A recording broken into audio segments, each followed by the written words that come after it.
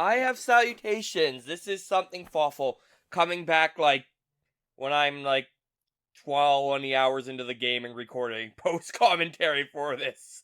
Um yeah, my original recording, not only did I lose the audio, but my commentary for this part in particular in the first recording was just off. I seriously considered re-recording it.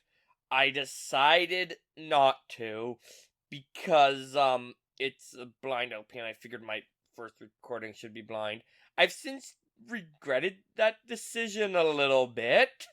But I mean, I this is the blind gameplay. Maybe I should be reading the dialogue, but check the description if you want to watch the version with the original commentary because I did keep it. Anyway, there was several dragons. There was also a wolf and a hero guy who seems to have failed. Yes, and then wind. Maybe I should be reading this. Let's start reading this. Controlling the very fabric of existence, against the beast many times its size, and banish the darkness. I didn't read it in the original. This ethereal Rolf's valiant act ushered in an era of tranquility. But the villagers' hearts swelled with respect and adoration of the wolf. But I also didn't talk over it, so it just was kind of bad. Also, this is just the opening scene. Note that I'm not necessarily going to match the voices I use in the early episodes. So I do start voice acting at some point in the recordings. I don't know if I'm going to go through the full fanciness. I might not even, because I can actually commentate because I don't need to be reading it right now. Also, look at all those characters around there. I recognize some of them. I don't think I ever actually took notice of those characters up until literally right now. Go me. Anyway, I'm just going to immediately go into the options and futz around with them and see that I don't actually have options here. I just noticed there's pages. I should look at the other pages. I'm going to do that, see what the controls are in the other modes. They wouldn't be any better. Though, anyway, there's controller settings in here now. Camera controls. I have no idea what one I want yet because I haven't played yet. Controller rumble. I'm gonna leave it on the Switch version. Sound settings. Yeah, I'll just leave them where they are. Voice. There are not voices in this. They're just. I still don't know what filter does. Anyway, so there. I'm done with the options. Clearly. Let's go to controls and look at them. Help might have actually been something worth looking at now that I think about it, but I never did because I don't know this game, so why didn't I look at that, me? I mean, considering how confused I get at times. Anyway, cutscene, story, Hiroki Kamaki. I don't know, I'm probably gonna butcher all these Japanese names, but yeah, I'm really enjoying this game so far. Just bear with me for the first recording session. It gets a lot better after the first recording session, so episode 5, basically. Anyway, that house has a giant orange on it. Long, long ago, a tiny hamlet known as Kamiki lay nestled in a grove of proud and beautiful cherry blossoms. Each and every tree around the quiet burg was honored as a god. However, the village was not without its dark secrets. Apparently, I am going to voice act this cutscene. There are several dragons. To satiate the appetite of Arichi, or, what's his name, Gleeok, to Gleeoks, a young maiden was offered as a sacrifice at the annual festival, with a body like a mountain and 8 heads mounted on necks the size of tree trunks. Its blood-red eyes alone were said to curse anyone who gazed into them. No one dared disobey the horrific beast. There's something here that seems slightly why is one head different, actually? When the night of the sacrifice drew near, a mysterious white wolf appeared outside the village. This wolf, its coat as brilliant as snow, was dubbed Shiranui. So, the wolf kept a watchful eye on anyone who ventured outside the village, and made a habit of patrolling the streets at night. people assume the wolf to be a familiar of Orichi, so everyone assumes the wolf's a villain. Got it. Perfect. So everyone assumes we're evil. Good. I'm assuming that's us, because we're gonna play as the wolf. Yeah. One villager took it upon himself to face the fearsome Shinari. The warrior, Nagi, attempted many times to challenge the wolf, but his attempts were thwarted by Shinari's swift movements. This voice is hard on my. Before long, the night of the accursed festival had arrived. A white-plumed arrow heralded the coming sacrifice. Piercing the sky, the arrow sunk its shaft squarely into the home of Nami, the village's most beautiful maiden, and if any indication of Nagi, harboring a secret love for Nami, was enraged by this sign. Determined to put an end to Orichi once and for all, Nagi traveled to the beast's cave in place of his beloved.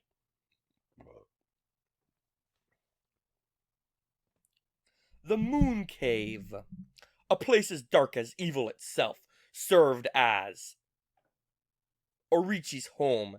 As Nagi stood bravely before the entrance, a beast appeared, eyes glowing crimson upon 8 thrashing necks. Orichi stood tall before him, anxious for another sacrifice. Nagi leapt with incredible grace, swinging his blade valiantly. On and on he sliced well into the moonless night. But Orichi's hide was like steel. The blade left Nari a scratch. Okay. Also, isn't this festival on the full moon? Like, the game says that later. At long last, Nagi, his energy spent from the intense battle, dropped to his knees, fatigued and gasping for breath. He knew he was staring death in the face. It was then that the wolf appeared. As if to protect Nagi, it stood its ground before Orichi. In the darkness of the cave, the wolf's coat shone brilliantly. Alas, it was Shinari, the wolf that dwelled outside the village. Baring its fearsome claws, Shinari leapt towards Orichi. Orichi reared its terrifying head, readying its fangs for battle.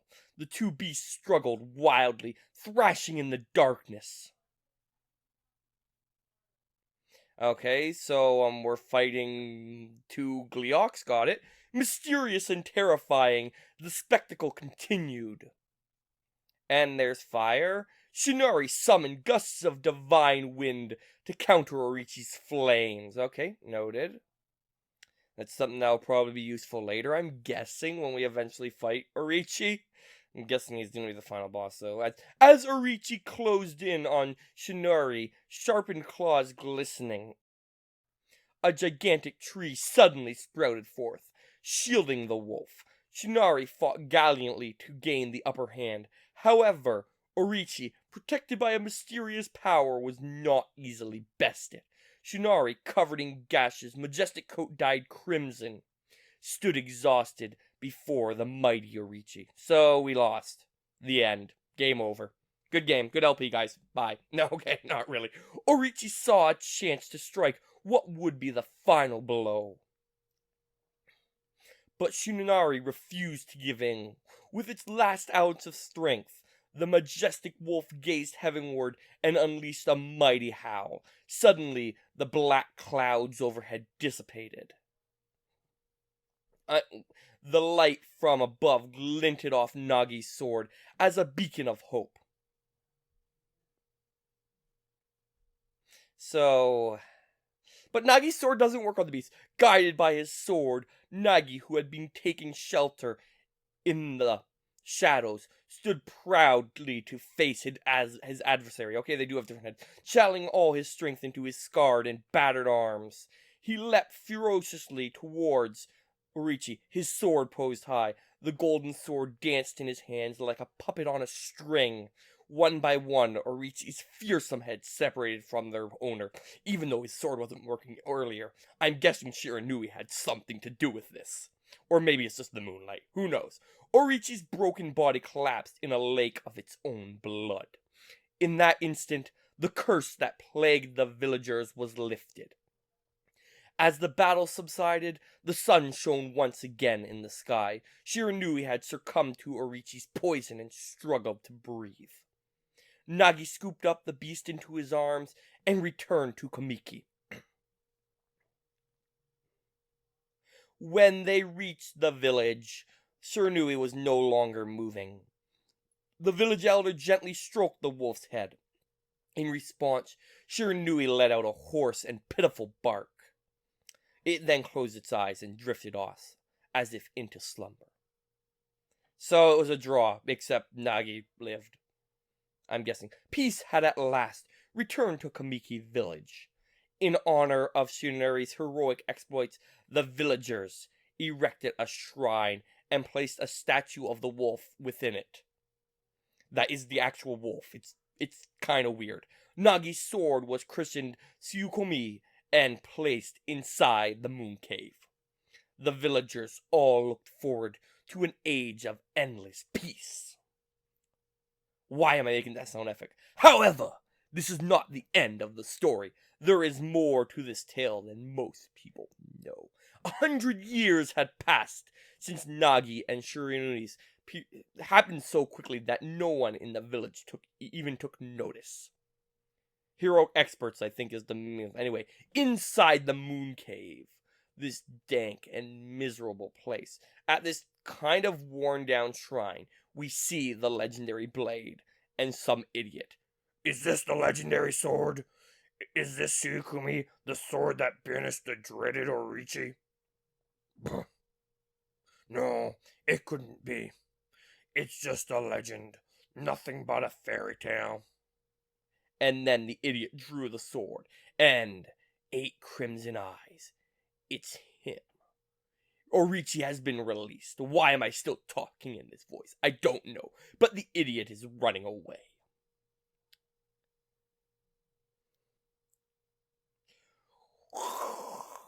Alright, Orichi. Hi, Orichi, anyway. Oh, he who seeks power. Why am I giving him that voice? He speak the words. I wish darkness unto the world. Utter that prayer unto me, and unleash my power. No, I think not. I'm just not following the voices I've been doing in the LP for these characters at all. It's kind of great. I'm gonna keep doing that, I think. Yeah, that sounds like a plan. And so I'm just gonna ignore the voices I've been giving them in the LP. That's fine, right? Anyway, the several dragons are breaking out of the shrine. Yeah, and they're just gonna break that and then light the world on fire. You know, the usual. Yeah, the world's just gonna turn into a fireball now. Yeah, you know. End of the world stuff. Nope, yeah, there goes the trees. We don't need trees anymore. And then they just blew up. So yeah, I think we just caused idiot caused a very large explosion as darkness blots out the sky. This is, probably a bad thing. If I was to hazard something, resembling a guess. A horrible tragedy suddenly swept over the land. However, there was one village that seemed to escape the terrible curse. The tiny settlement of Kamiki village enjoyed the protection of a sacred tree. Yes, a tree. It is here that the real story begins. Alright, so there's the end of the world. It's always a good thing when that's happening. And there's a boulder coming, and a tree. Yes, a tree. This is clearly a tree. What are you talking about? Oh, okay, apparently it is. Woodspite Sakuya. How troublesome. This is just like the ancient prophecy of doom. Always good when we have one of those, the prophecies of doom. They're the best. What has transpired to bring about such calamity? Why am I giving her that voice? We must act quickly. There is no time to lose. My power has diminished over the years I've spent protecting this area. I don't have much time left in this world. Amaterasu, now is the time. Okay. We have never needed your power more. Shine your divine light upon this broken and polluted world. Let your heavenly rays become our hope as you guide us all. Why am I making her sound so, like, cunning and evil. She's a tree spirit, okay, me? Anyway, yeah, we were the statue this whole time. Anyway, it's, Ōkami Amaterasu. Or Amaterasu, or Ami, or as I'm gonna tend to call her for some reason, Ōkami. Which I don't like that I do that. Ah, such divine white light, such beauty and grace. The only one capable of such a wondrous spectacle is none other than our mother and the origin of all that is, Amaterasu. Okay, so she's like the top god, I guess? How delightful to see that the savior, whose brave sacrifice sealed away the evil demon so many years ago, has not changed one bit. Seeing you emerge after so many years spent as a statue brings happiness to my heart. That was an intentional sniff this time. Anyway, Ami doesn't seem that interested. Anyway, Amaterasu, gaze above you and take in the end of the world, the condition of the sky. Since your untimely departure from our midst, the world has succumbed to devious and vicious beasts. Because of some idiot, they have ravaged our fine and bountiful country of Nippon. But never have the circumstances been worse than they are at this very moment. Please use your powers to banish the darkness and punish those who would do us harm. What's this? Has something stolen its way into my robe? Ho, ho, ho, Merry Christmas, oh, hee, hee, hee.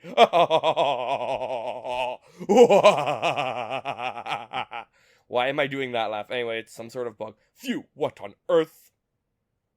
And it's this thing. You again? It's a tiny person with a beetle head, it looks like. Ow, ow, ow, ow, are you nuts? Boy, for a little thing, you sure make a big fuss. You're one to talk. I was just trying to make the conversation a bit more interesting, that's all. Were you napping in my clothes again, Bug? Bug, I told you 1,000 times not to call me that. I'm a wandering artist. The name's Isun. Wandering artist Isun. I'm not using any of my current voices, it's great.